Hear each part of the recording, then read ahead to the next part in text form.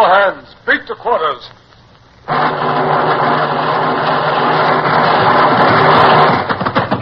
Man up the guns. Stand by the starboard battery. One broadside into it, if you please, Captain Bush. Pointers on target. Linstocks ready. Aye, aye, sir. Ready. Fire!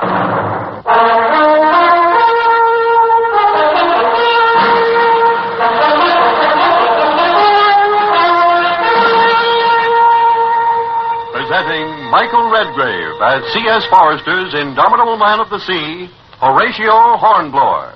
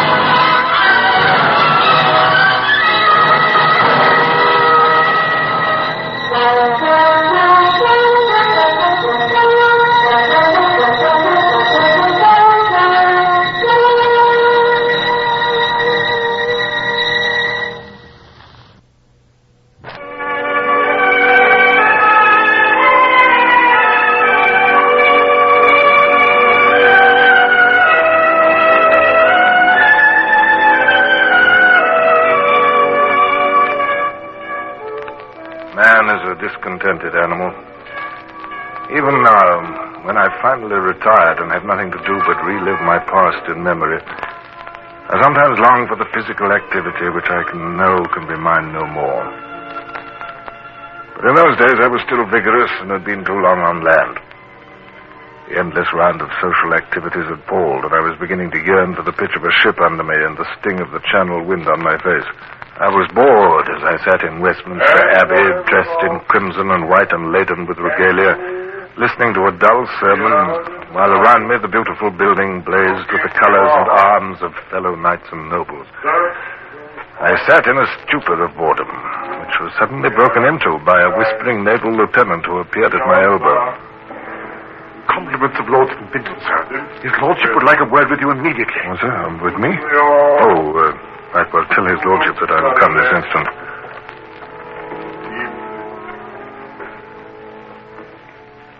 You desire to see me, my lord? Hornblower. Ready for immediate active service now, Hornblower? Why, yes, my lord. I had to start tonight. Yes, my lord. On what service? Suppression of mutiny. It's like 94 over again. Did you ever know Chadwick? Lieutenant Augustine Chadwick? Yes. He was a midshipman with me under Pellew. Oh, here's my coach at last. I'll drive you to the Admiralty and give you your orders. Jump in, Hornblower. Thank you, sir.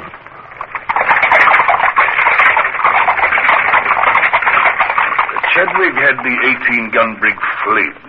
The crews mutinied in the Bay of the Seine and are holding him and the other officers hostage.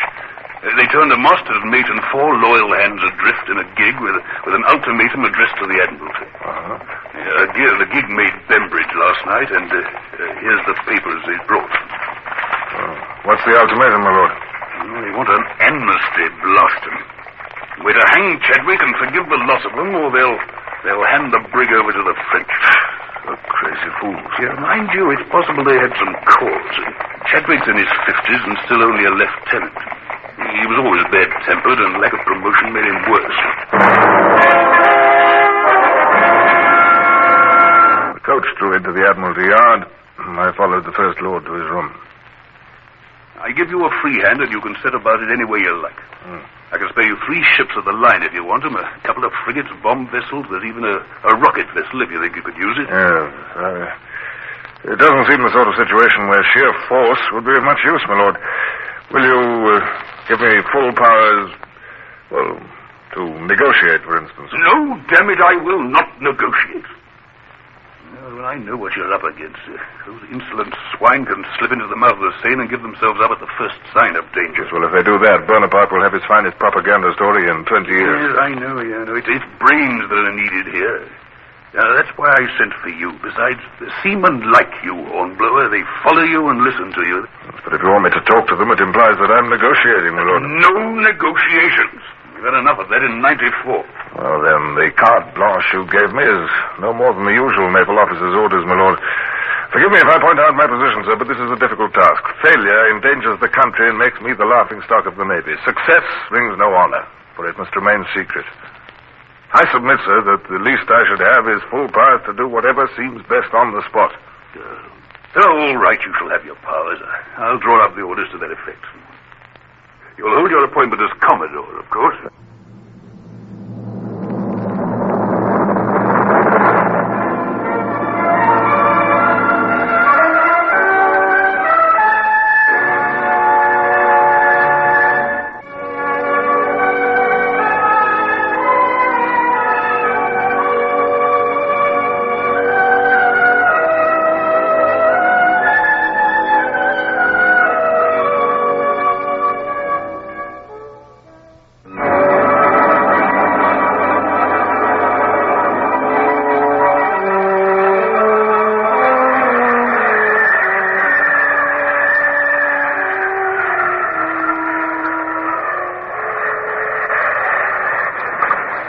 Dirty night, Mr. Freeman. Aye, sir, and it'll be dirtier yet. The glass is still falling, and we're just getting out into the channel.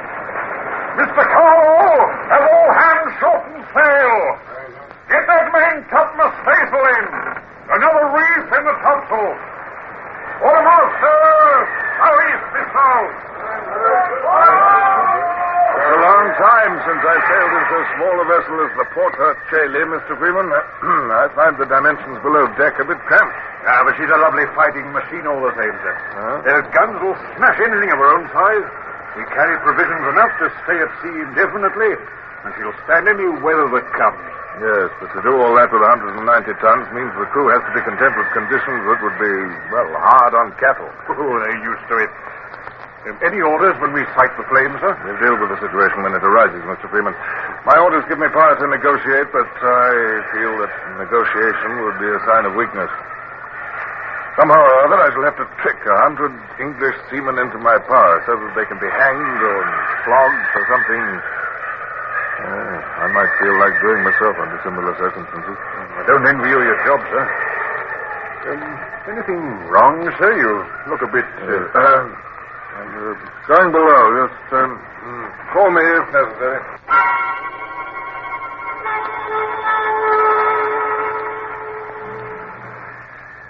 Now, you're better now, sir, huh? Like old days, being at sea again, sir. You always was seasick at the start of a trip, sir. Confound your insolence, Brown. I am not sick. Merely tired. Yes, of course you're tired, sir. This Buckingham plunge ain't not to tar anyone. When you go on deck again, sir, the ladyship asked me to see that you wore this silk scarf she made for you. It's very light and warm as a toaster. Thank you. Thank you. I'll leave it there. Aye, sir.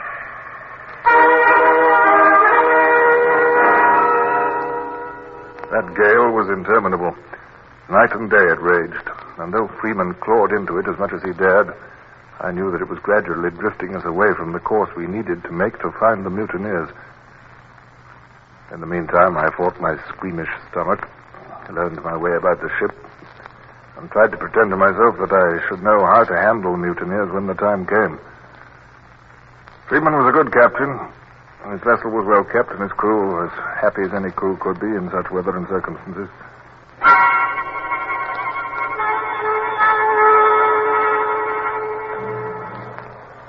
The whole crew's been buzzing with pleasure, Sir Horatio, since you recognized that seaman yesterday. It's not often they see a commodore shake hands with an ordinary seaman. He taught me a lot of good work, Mr. Freeman. You won't really tell the men why you're here, will you, sir? Afraid I'll have to. We may have to fight, and I can't ask Englishmen to kill Englishmen without some explanation. Oh, the watch is changing now. This will be as good a time as any. You'll have the goodness to summon them aft, will you? Very well, Sir Horatio. Mr. Carlo! Aye, sir. All hands muster off! Aye, aye.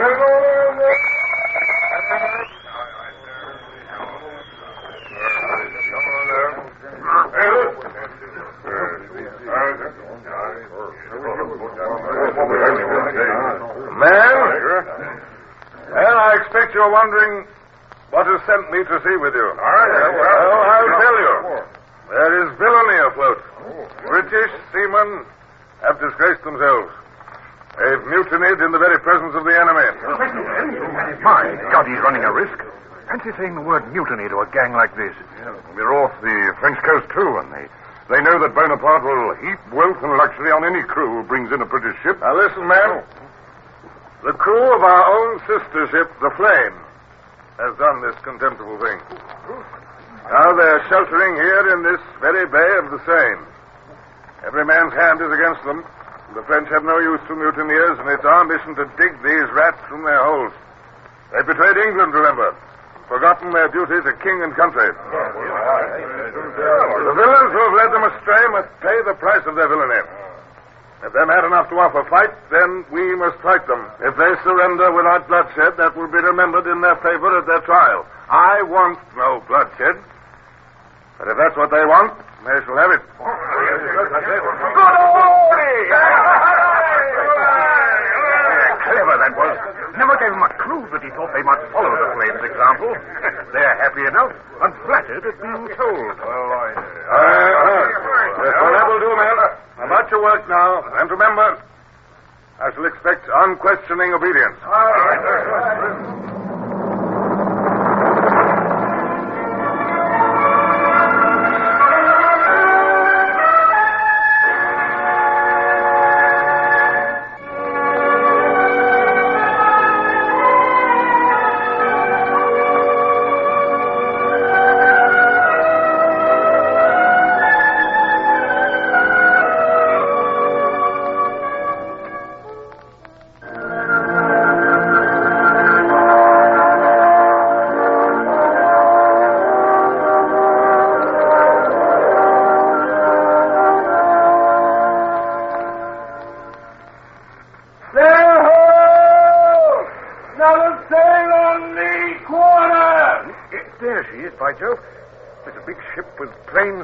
Set to the Royals.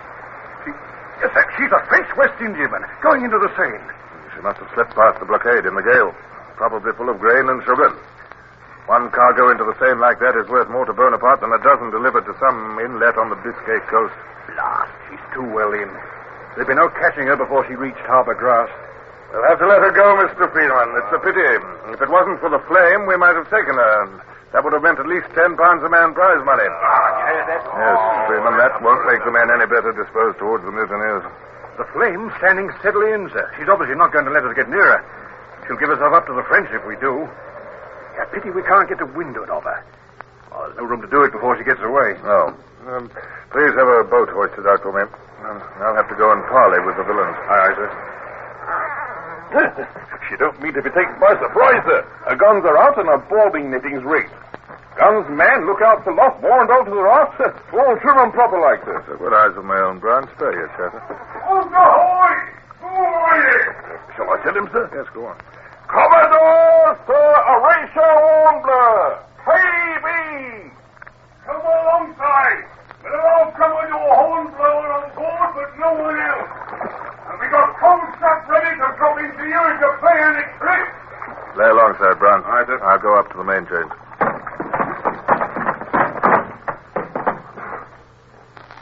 Kindly tell your boat to sheer up, Commodore.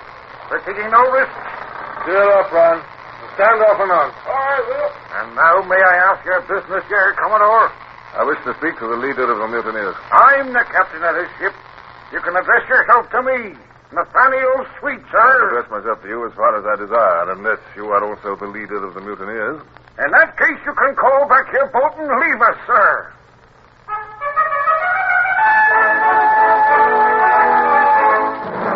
This was an impasse already. I studied the white-haired, wrinkled old man with the telescope under his arm who called himself Nathaniel Sweet. The only thing at all unusual about his appearance was a pistol stuck in his belt. England has sent you here to swing me on the gallows anyway. No, I'm here to recall you to your duty. Letting bygones be bygones. I have to stand a fair trial, you and your confederates. That means the gallows. And I'd be lucky compared with some of the others. You shall have a fair and honest trial, with every mitigating circumstance taken into consideration. The only trial I'd attend would be to bear witness against Chadwick. To tell how he killed James Jones, the ship's boy, and reported that he died of fever. Aye, and a few other things, too. Our terms are full pardon for us and a fair trial for Chadwick. That's right. You're being very foolish. You're throwing away your last chance. Surrender now with Mr. Chadwick unbound and the ship in good order, and that will weigh heavily in your favor. Refuse, and what can you look for? Death. That's all, death. Nothing can save you from your country's vengeance. Nothing? Begging your pardon, but Boney can. You trust Bonaparte's word? Sure. He'd like to have this ship, no doubt, but you and your gang, he won't encourage mutiny. His power rests too much on his own army. He'll hand you back to be made an example of. Will he now? Look at these letters, 3 of them. No, I'll keep hold of them, thank you. This is from the military governor of our Grace, and that only promises us a welcome. This is from the prefect of the Department of the Inferior Seine. It promises us provisions and water if we need them. And this is a letter from Paris sent down to us by post. It promises us immunity from arrest, civil rights in France, and a pension for every man from the age of 60. And do you know who it's signed by? Marie-Louise, Empress, Queen, and Regent. Boney won't go back on his wife's word. You mean to tell me, man, that you've been in communication with the shore? Aye, we have. And if you had the prospect before you of being flogged round the fleet, you'll do the same.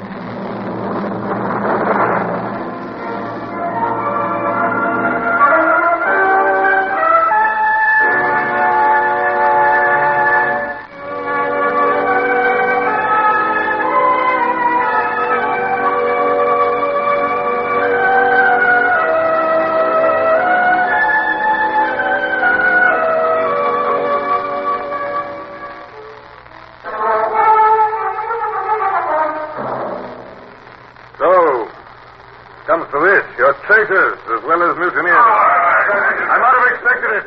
Guessed what kind of curs you were. I won't foul my lungs by breathing the same air any longer. Hold ahoy! Lay alongside here. Aye, we're the kind of curs who let you go when we could easily cut you down below in the orlop with Chadwick. We could give you a taste of the cat, Commodore Hornblower. The cat you so often ordered for others. How would you like that, sir? Remember tomorrow that the flesh is still on your ribs, because we, the curs, spared you. Good morning to you, Captain.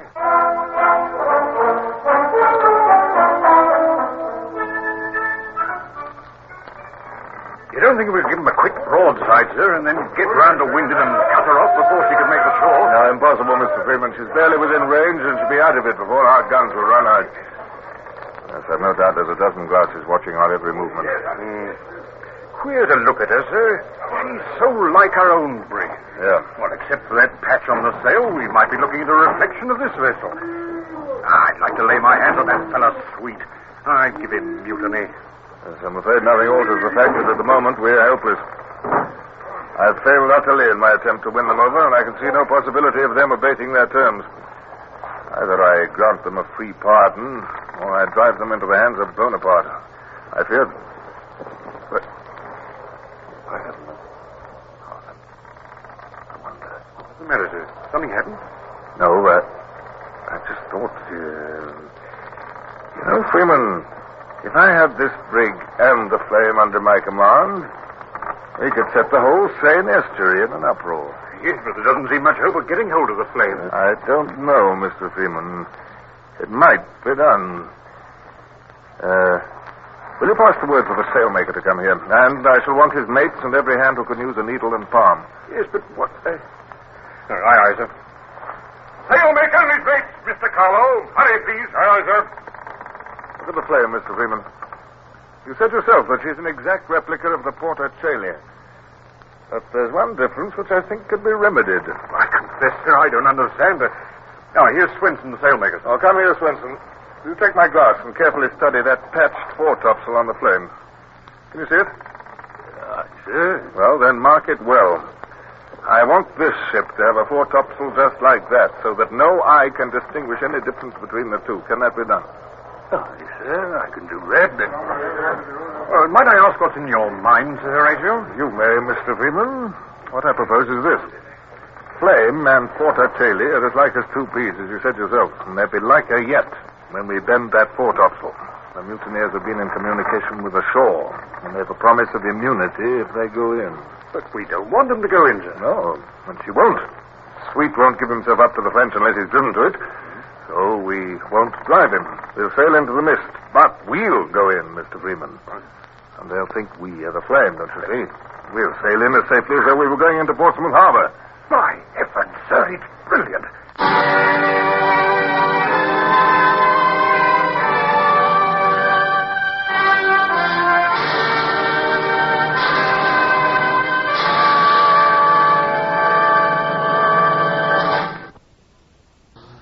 Horatio Hornblower, starring Michael Redgrave, is based on the novels by C.S. Forrester. Music composed and conducted by Sidney Torch. Produced by Harry Allen Towers.